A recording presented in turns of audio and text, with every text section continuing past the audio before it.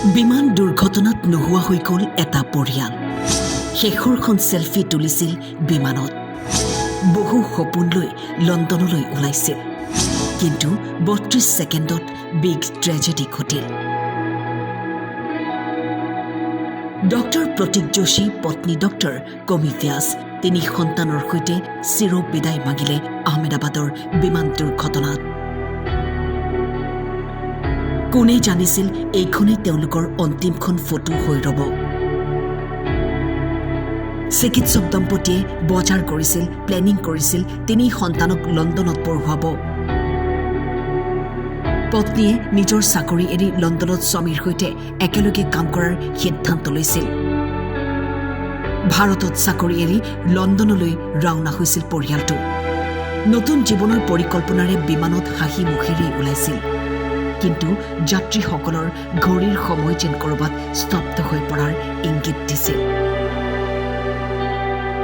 কোনোবাই ফটো তুলিছিল, কোনোবাই ভিডিঅ' কৰিছিল, কোনোবাই সেৱা কৰি যাত্ৰা আৰম্ভ কৰিছিল, আৰু কোনোবাই বহু সপোন ৰচিছিল। সময় হৈছিল 1:38। আছিল মাত্ৰ 2 মিনিট যাত্ৰীৰ জীৱনৰ। একেইখন বিমানৰ অন্য এটা ছিটত আছিল 4 মাহ পূৰ্বে বিবাহ হোৱা খুশবু। লণ্ডনত থকা তেওঁৰ স্বামীক প্ৰথমবাৰ লগ কৰিবলৈ গৈ আছিল, কিন্তু নিমিষতে 241 জন যাত্ৰীৰ সপোন থান-বান হৈ গ'ল বিমান দুৰ্ঘটনাত। কোনেও কল্পনা কৰিব নোৱাৰা বিমান দুৰ্ঘটনাই কঁপাই গ'ল দেশ। এই বিমান দুৰ্ঘটনা হৈ ৰ'ল ভাৰতৰ এক বিগ ট্ৰেজেডি।